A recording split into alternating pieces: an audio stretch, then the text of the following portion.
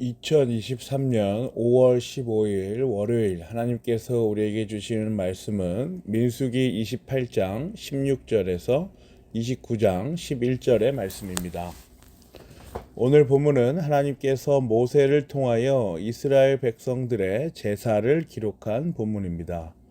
하나님께서 모세를 통하여 제사를 요구하십니다. 28장 2절을 보세요.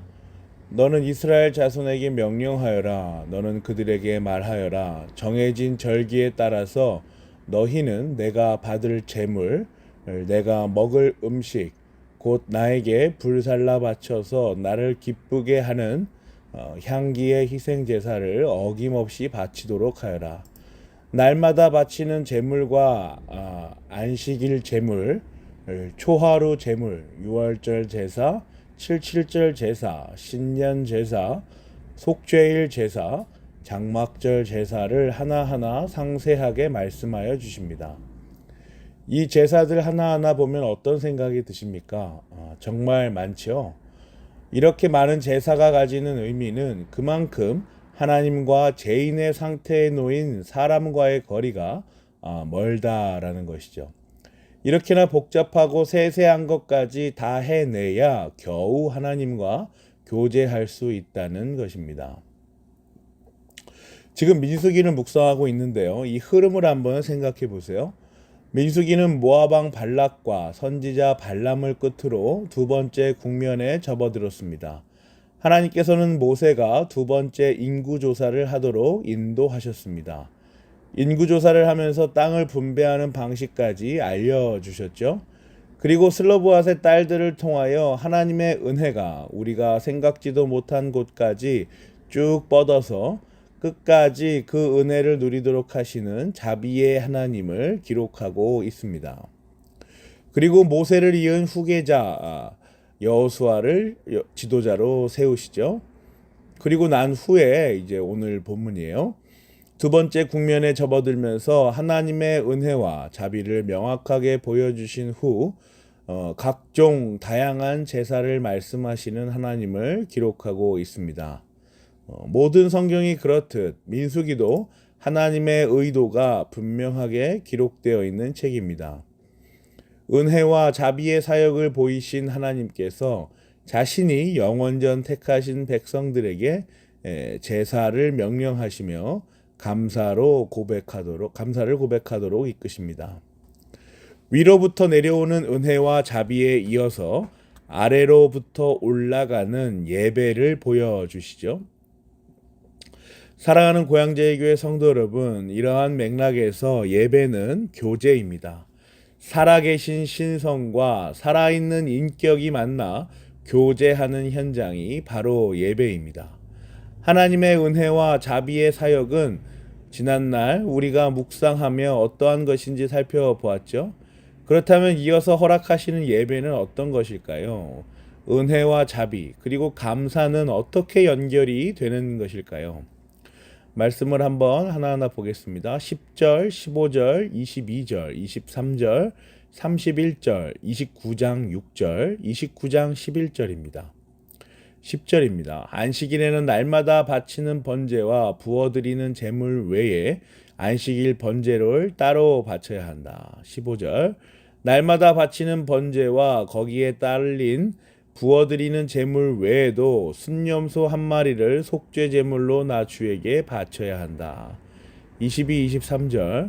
또 순념소 한 마리를 속죄 제물로 바쳐 너희의 죄를 속하여라. 이것들은 아침 번제, 곧 날마다 바치는 번제 외에 따로 바쳐야 하는 것들이다. 31절. 이러한 제물은 거기에 맞게 부어드리는 제물과 함께 흠 없는 것으로 바치되 날마다 바치는 번제와 거기에 딸린 곡식 제물 외에 따로 바치는 것이다. 29장 6절. 이러한 제사는 나 주에게 불살라 바치는 나를 기쁘게 하는 향기 제사로서 세 달에 바치는 번제와 거기에 딸린 곡식 제물과 날마다 바치는 번제와 거기에 딸린 곡식 제물과 거기에 딸린 부어드리는 제물 외에 따로 바치는 것이다. 29장 11절이에요. 또 순념소 한 마리를 속죄 제물로 바치는데 이것은 죄를 속하는 속죄 제물과 날마다 바치는 번제와 거기에 딸린 곡식 제물과 부어드리는 제물 외에 따로 바치는 것이다. 위로부터 내려오는 은혜와 자비가 모든 사람에게 효과적으로 적용되는 것이 아니라 분명하게 구별되는 것처럼 아래로부터 올라가는 감사의 고백도 분명하게 구별된 것으로 올려드려야 합니다. 하나의 원리 안에 하나님과 우리의 관계가 인격적으로 촘촘하게 엮여 있는 것이죠. 그것은 바로 구별, 거룩입니다. 하늘에 계신 하나님께서 땅의 존재들을 구별하여 구원의 은혜와 자비를 베푸시는 것처럼 땅에 있는 자들도 하나님을 구별된 존재로 인식하는 것입니다. 서로를 거룩으로 인식하는 것이죠. 거룩하시며 지존하신 하나님께서 자신에게 속한 존재들을 자신의 속성, 거룩으로 인도하시는 것입니다. 사랑하는 고향제일교회 성도 여러분, 감사는 구별하여 드리는 것입니다. 예배는 구별하여 드리는 것이에요. 감사와 예배가 구별되지 않은 모습으로는 도무지 올려질 수 없는 것입니다. 이 변하지 않는 사실을 분명하게 숙지하고 있어야 합니다. 제사가 구별된 존재들이 누리는 행위인 것과 마찬가지로 예배 역시 구별된 존재들이 누리는 행위입니다. 예배를 통하여 자신이 성부 하나님께서 택하신 자인지 알고 확인합니다. 예배를 통하여 자신이 성자 하나님과 긴밀하게 엮여 있다라는 것을 확인하지요. 예배를 통하여 자신이 성령 하나님의 부르심의 사역 아래 효과적으로 행위하고 있다라는 것을 압니다. 더 나아가 봅시다. 이렇게나 많고 복잡한 과정을 거쳐야 하나님과 대면할 수 있었던 이스라엘에게 이 과정을 거치지 않고도 하나님과 대면할 수 있는 존재가 나타난 것입니다. 바로 예수 그리스도입니다. 예수 그리스도로 말미암아 예수 그리스도 때문에 우리는 이 많은 제사들을 치러내지 않아도 됩니다.